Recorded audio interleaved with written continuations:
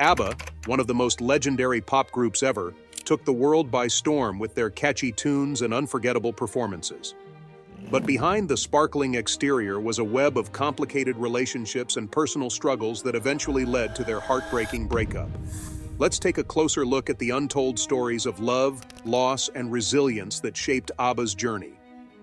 Discover how the very bonds that created their iconic music also played a role in pulling it all apart. What really went down behind the scenes? Let's explore the emotional moments that changed everything for ABBA. Formed in Stockholm in 1972, ABBA was made up of Agnetha Fältskog, Björn Ulvaeus, Benny Andersson, and Annie Frid Lyngstad. The name ABBA came from the first letters of their first names, and their big break came when they won the 1974 Eurovision Song Contest with Waterloo. From there, the group shot to international fame, producing smash hits like Dancing Queen and Mamma Mia. But despite their success, the relationships within the group weren't always smooth sailing. One of the toughest challenges ABBA faced was the breakdown of the romantic relationship between Benny and Annie Frid, which had once been full of passion and creativity, but eventually fell apart.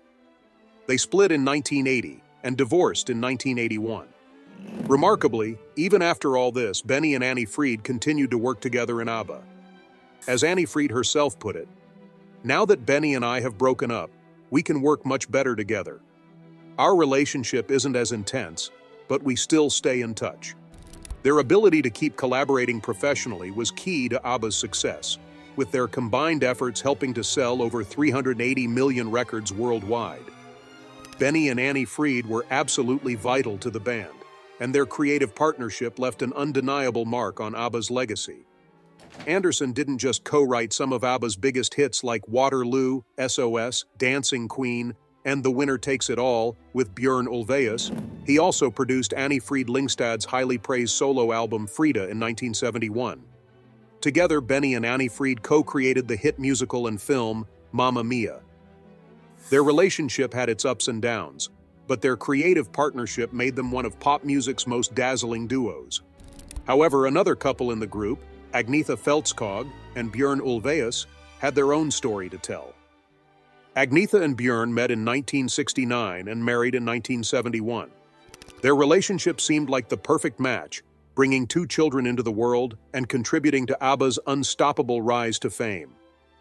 But blending personal and professional lives created the illusion of harmony, even though tensions were building behind the scenes. By 1979, ABBA had reached the peak of its success, but Agnetha and Björn's marriage was falling apart. Initially, their divorce was framed as amicable, but it turned out to be emotionally draining for both of them. Despite their personal conflicts, Agnetha and Björn remained united professionally in ABBA. During their divorce, Björn wrote the deeply emotional lyrics to The Winner Takes It All, and Agnetha poured her own emotions into the powerful performance. Over time, however, singing the song became increasingly difficult for Agnetha, as it brought up feelings of grief and loss that hit too close to home. Despite their marital struggles, Agnetha and Björn were still the backbone of ABBA's success. Their ability to separate their personal issues from their professional collaboration was key to the band's long-lasting legacy. Together, they helped secure ABBA's place in music history, all while privately paying the price for keeping up the illusion of harmony. Fast forward to 2022, and there was an unexpected twist in Björn's personal life. He introduced the world to his new girlfriend, Christina, who is 28 years younger than him. The two had been dating since the promotion of ABBA's Voyage album, where Christina worked at Universal Music Group. They made their first public appearance together at the premiere of Björn's musical adaptation of Pippi Longstocking. Björn shared that Christina was a significant presence in his life, and he was happy to have her by his side. For Agnetha, personal happiness was harder to come by after her divorce from Björn in 1980. Although her life post-divorce was fascinating to fans and the media, she found herself caught up in one complicated relationship after another. In the early 1980s, she briefly dated Swedish ice hockey player Peter Cedergren before moving on to other romantic entanglements. In 1990, Agnetha Fältskog entered a quiet marriage with surgeon Thomas Sonnenfeld. The marriage was so low-key that the public didn't even know about it until they divorced in 1993. Then, in the mid-90s, she found herself in an unlikely relationship with Gert van de Graaf, a Dutch forklift driver and longtime ABBA fan. Gert is said to have pursued Agnetha for 2 years before they made their relationship public in 1997. Despite the shaky start, they stayed together for several years. But it wasn't just her love life that weighed heavily on Agnetha. Throughout her career, she struggled with deep insecurities. The end of ABBA and her divorce took a toll on her self-esteem, and Agnetha became more reclusive. She wasn't comfortable being thrust into the spotlight, which made her self-confidence even more fragile. She often felt uneasy around large crowds and admitted to dreaming of being devoured alive by fans. Her fear of flying, worsened by a terrifying experience in an electric storm, further isolated her. To add to her emotional burden, Agnetha felt a sense of competition with her fellow ABBA member, Annie Fried Lyngstad. While they were always professional with each other, Agnetha confessed that their very different personalities and backgrounds led to tension between them. She revealed, "Frida and I had opposite backgrounds, temperaments, and personalities," adding that they could get furious and tired of one another. This perceived rivalry only fueled Agnetha's insecurities, particularly about her self-image. Another challenge Agnetha faced was her discomfort with the English language. Although she was perfectly capable of performing on international stages, she often felt insecure when speaking in English during interviews or public appearances. This language barrier made her feel vulnerable, especially when addressing a global audience. This added another layer of complexity to her public persona, contributing to her growing desire to step away from the limelight, much like the reclusive Greta Garbo. Her struggles with language were particularly evident during ABBA's international success, where she faced the pressure of maintaining the group's flawless image while performing in English, a language she was not fully comfortable with. The pressure to deliver flawless performances and interviews in a foreign language only made Agnetha Feltskog feel more inadequate. This intense pressure pushed her to avoid situations where she felt exposed or incapable, which only deepened her reclusive tendencies. She began shielding herself from the public eye more and more. But Agnetha's struggles weren't just professional. She faced devastating personal tragedies as well, starting with the death of her mother, Birgit, in 1986. Birgit, who had long battled depression, tragically passed away, sparking speculation about her mental health and the circumstances of her death. Years of marital difficulties between Agnetha's parents, especially her father Ingvar's alcohol problems, had taken a toll on Birgit's mental state, and their marriage had become strained. Agnetha didn't open up about her mother's death for over a decade, even writing in her autobiography that Birgit had died from an accident, which later seemed like an attempt to shield the public from the stigma surrounding mental health issues at the time. After her mother's death, Agnetha did visit her father, who had been placed in a care home due to his declining health. But the damage caused by his alcoholism had already driven a wedge between them long before his passing. Losing both parents in such a short time left Agnetha feeling utterly isolated. She later admitted that when her mother died, she felt completely alone in the world, dealing with her grief in private. Just a year after Birgit's death in 1995, her father passed away from complications related to his alcoholism. Ingvar, a retired factory worker, had struggled with drinking for many years, which had contributed to the breakdown of his marriage to Birgit. His death left Agnetha feeling abandoned and further magnified the sense of loneliness that had already been weighing on her. These overwhelming losses only deepened Agnetha's retreat from the public eye. With her struggles with self-confidence, stage fright, and a crippling fear of flying, the death of both her parents made her even more withdrawn. Her biographer later remarked that after her mother's death, Agnetha changed entirely. She shut herself away from the world, they said, noting that it was around this time that people began to notice how withdrawn and different she had become. Agnetha's retreat from the public eye was her way of protecting herself while she dealt with unresolved grief and personal struggles. Her pain found expression through her music, and in 2004, she released My Coloring Book, an album where she put her own spin on iconic songs from the 60s. Her sweet voice, full of emotion, conveyed longing and nostalgia, offering listeners a glimpse into the depth of her hidden emotional world. Despite all the loss she had endured, her resilience shone through, and her music continued to resonate with fans. In 2005, Agnetha's life took a surprising turn when her longtime friendship with businessman Bertil Nordstrom blossomed into a romance. The two had known each other since the 1980s, and when they went public with their relationship, it thrilled ABBA fans around the world. Nordstrom, a successful entrepreneur with close ties to the Swedish royal family, brought stability and companionship into Agnetha's life. His high-profile status, which even allowed him access to the royal palace in Stockholm, made their relationship seem even more unexpected, especially considering Agnetha's tendency to stay out of the public eye for years. Although the romance didn't last long, it marked a significant shift for Agnetha. After spending over 2 decades mostly in solitude, rarely stepping out of her home, this brief relationship with Nordstrom hinted at a new chapter in her personal life. It suggested a possibility that she might be able to move beyond the deep losses she had experienced, including the suicide of her mother Birgit in 1986 and the death of her father Ingvar just a year later. While the romance with Nordstrom eventually ended, it seemed to lighten the heavy emotional baggage Agnetha had carried for so long. Despite the ups and downs in her personal life, Agnetha's lack of self-confidence, fear of the stage, and phobia of flying continued to cast shadows over the brighter periods of her career. After the relationship ended, Agnetha returned to her reclusive life, once again finding comfort in solitude. Yet her musical talent never wavered, and her legacy continues to touch the hearts of fans around the world to this day. The brief romance with Bertil Nordstrom, though short-lived, proved to be a turning point for Agnetha. It was the first time she came out of her shell and allowed herself to experience love, stepping out of the darkness of her memories and into a fleeting moment of happiness. Another member of ABBA, Anni-Frid Frida Lyngstad, also faced a life marked by deep personal losses. Born on November 15, 1945 in Ballangen, Norway, Frida's early life was surrounded by some sadness. Her father, Alfred Hasse, was a German soldier stationed in Norway during World War II. After his ship was reported sunk on its way back to Germany, he was presumed dead. This left Frida's mother, Cindy Lyngstad, to raise her alone. When Frida was just 18 months old, her mother and grandmother moved to Sweden, largely due to fears of reprisals against people who had connections to the Germans during the war.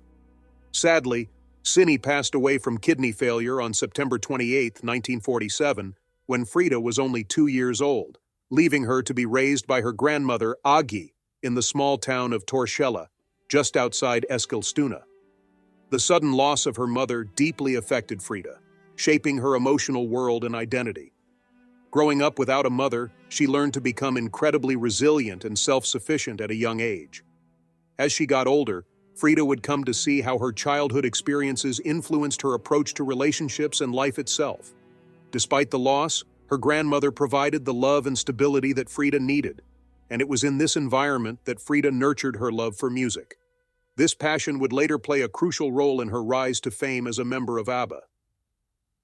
Frida's early experiences of loss and displacement came through in her music, and she was able to connect deeply with her audience. Many of her songs explored themes of sorrow and longing, and fans could feel her emotions through her powerful voice. Unfortunately, Frida would face even more devastating loss in 1998. On January 13th, her daughter, Lisa-Lotte Kasper, tragically died in a car accident. The death of Lisa-Lotte, born in 1967 to Frida and her first husband, Ragnar Fredriksson, was a heartbreaking blow, one that added even more grief to Frida's already heavy heart. This loss was even more profound considering the grief she had already experienced from the death of her mother years before. It took a tremendous emotional toll on Frida, adding another layer of sorrow to her already difficult life. Lisa-Lotte was Frida's only daughter and held a special place in her mother's heart. Growing up, she had been kept out of the spotlight to protect her from the intense media scrutiny that came with her mother's fame as a member of ABBA. Lisa-Lotte followed her own path, eventually becoming a mother herself with a son named Jonathan.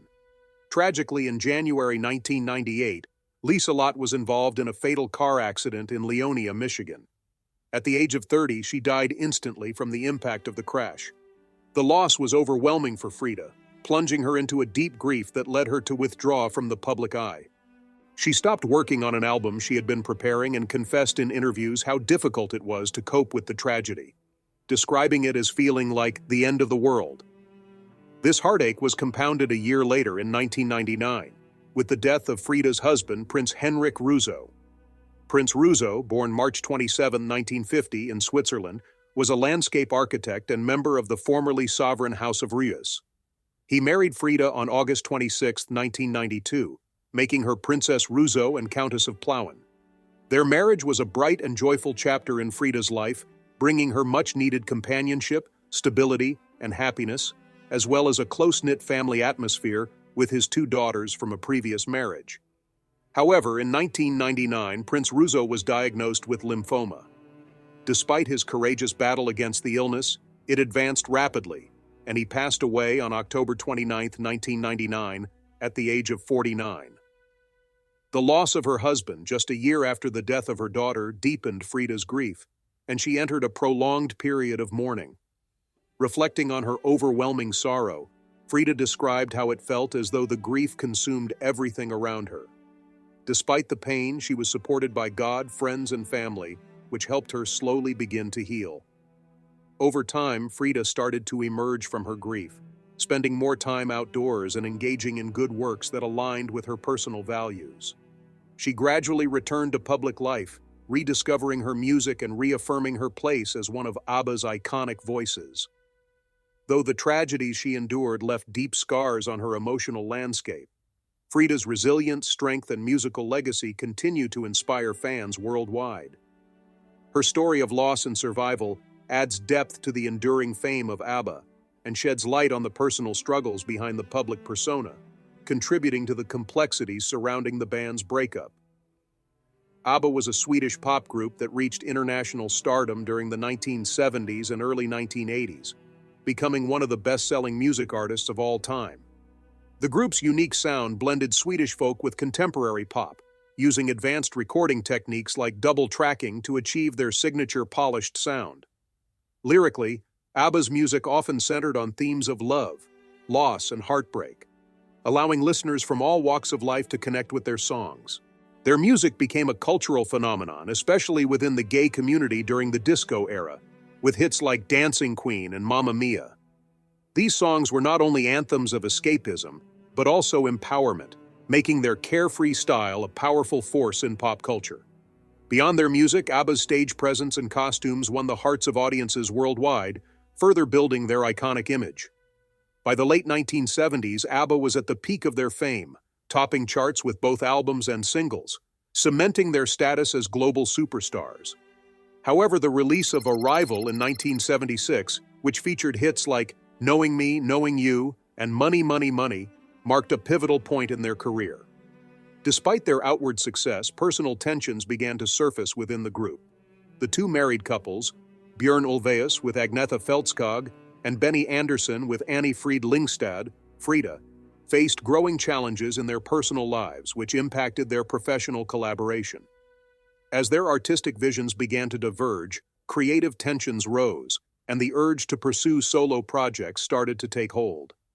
The constant touring and recording took a heavy toll on their mental health, leading to a collective desire for privacy and a break from the relentless public spotlight. In 1982, following the release of The Visitors, Abba announced an indefinite break. While they never officially disbanded, the members went on to pursue solo careers. The distance created marked the end of an era for the band, though their music remained timeless. Abba's influence on popular culture has endured, with their songs continuing to echo through generations of music lovers, solidifying their place in music history. The creative forces behind the group, Benny Andersson and Björn Ulvaeus, went on to find massive success in several different ventures after Abba, including musical theater, film, and producing, further contributing to their legacy as influential figures in the music industry. After Abba's breakup in 1982, the members went on to explore different artistic ventures, further cementing their legacy in the world of entertainment. One of the most famous post-Abba projects was the musical Chess, created in 1984 in collaboration with lyricist Tim Rice. Set during the Cold War, the musical was both a critical and commercial success. Its hit song One Night in Bangkok showcased Benny Andersson and Björn Ulvaeus' ability to move beyond pop music into the realm of theatrical composition. Their next collaboration, Kristina från Duvemåla, was based on Vilhelm Moberg's The Emigrant series. It was a deeply emotional musical that explored Swedish history and culture, receiving critical acclaim in Sweden and reinforcing their ties to their homeland. This work demonstrated the duo's versatility, taking them from global pop stardom into the rich storytelling tradition of Swedish musicals. On the other hand, the jukebox musical Mamma Mia, that was released in 1999, was their most successful endeavor since the dissolution of ABBA. A new generation was introduced to the music of ABBA with the inclusion of their most popular songs. Multiple versions of the musical were staged all over the world, and in 2008 a film adaptation was released. The musical became a worldwide success. As a result, interest in ABBA's music was reignited, which is evidence of the song's ability to endure throughout time. Benny Andersson and Björn Ulvaeus each undertook separate projects in addition to their work together on these projects simultaneously. Benny's primary focus was on creating and producing music, and he released solo albums such as Piano. These albums showcased his career as a pianist and composer of instrumental music, frequently reflecting his classical inclinations. Björn continues to compose music for musicals and television shows while simultaneously keeping an active cooperation with Benny and working on a variety of creative projects. Despite the fact that each member of the group achieved success on their own, the legacy of ABBA continues to be a symbol of musical creativity and cultural impact. Since the two of them broke up, there have been continuous rumors that they will get back together. The famed band ABBA famously declined an offer of €1 billion, about $1,150 million, for a world tour in the year 2000, claiming personal reasons and the emotional depth of their previous relationships. Björn Ulvaeus indicated that the members would rather move on with their life than be burdened by the obligation of a reunion tour. This decision was made by the members. However, in April of 2018, ABBA shocked the entire world by announcing that they had brought themselves back together in the studio to record 2 new songs. These songs were titled I Still Have Faith in You and Don't Shut Me Down. Voyage, the band's first new album in 40 years, was released in September of 2021, and these songs were included on it. Fans were filled with excitement and anticipation as they awaited the release of the album, which marked the comeback of one of the most legendary pop bands in the history of the genre. When it was published in 2021, the astonishing album known as ABBA Voyage featured 10 brand new songs that successfully combined the traditional sound of ABBA with contemporary features. ABBA's standing as pop legends was supported by the album's economic success and broad critical praise, all of which contributed to the album's success. The timeless nature of ABBA's music was further strengthened by the themes of nostalgia and resilience, which struck a chord with both long-standing fans and a new generation of listeners. One song that struck out in particular was I Still Have Faith in You. This song conveyed a strong message of hope and continuity, a mood that encapsulated the emotional depth that ABBA possessed. The emotional weight of the song allowed it to connect with listeners during a time when musical preferences were fast-shifting. This exemplifies ABBA's capacity to continue to be relevant and to have a profound impact throughout this time period. After the success of the record, ABBA decided to take the next step in rethinking their live performances by launching the ABBA Voyage concert series. The event was held at the ABBA Arena in London's Queen Elizabeth Olympic Park on May 27, 2022, and it featured digital avatars of the band members as they appeared in 1979. The concert was complemented by a live 10-piece band. Fans were able to experience ABBA in a new way thanks to the avatars, which were made utilizing motion capture and innovative technology from Industrial Light and Magic. These avatars combined live performance with computer artwork. In the eyes of many, the event was a groundbreaking example of the combination of live music with digital art. In addition to being a critical success, the ABBA Voyage concert series was also a financial success. In its initial year, the series attracted more than 1 million attendees and generated roughly £322 million in economic value for the local community. The performance has been a boost to London's economy, as evidenced by the fact that roughly 1.5 million tickets have been sold in approximately 15 months. Over 5,000 employment were created in a variety of industries, including transportation and hospitality, as a result of the event, which also encouraged international travelers to spend money on lodging, food, and entertainment. The success of the event was also a contributor to the cultural and economic rebound that London experienced after the pandemic. Not only did the Abba Voyage album have a big impact on the economy, but it also marked an important point in the evolution of live music. It demonstrated how technology might be integrated into live performances in order to provide listeners with alternative experiences. ABBA's capacity to innovate within the ever-changing landscape of the music industry is demonstrated by this groundbreaking concert series, which is a monument to the band's enduring legacy. The fantastic journey that ABBA has taken, as well as their reunion with the album titled Abba Voyage, represents a tremendous transformation not only of the group, but also of the whole live music experience. Artists, particularly those who are unable to tour owing to age or other restraints, were given new opportunities as a result of the inventive use of technology that brought the members' avatars to life alongside a real band. A new model for live concerts is established as a result of this innovation, which brings together the digital and physical worlds in a manner that was previously impossible. This innovative combination of live performance with technological advancement establishes a new standard for the future of music, particularly with regard to increased accessibility and the freedom to express one's creative side. It is a credit to ABBA's talent and everlasting appeal that over the course of their career, they have been able to preserve their original sound and emotional resonance, despite the fact that musical preferences and genres have evolved. It is not just that their concert series, which is called Abba Voyage, has reignited interest in their music, but it has also demonstrated their adaptability, which has enabled them to connect with new generations while maintaining the interest of their loyal fans.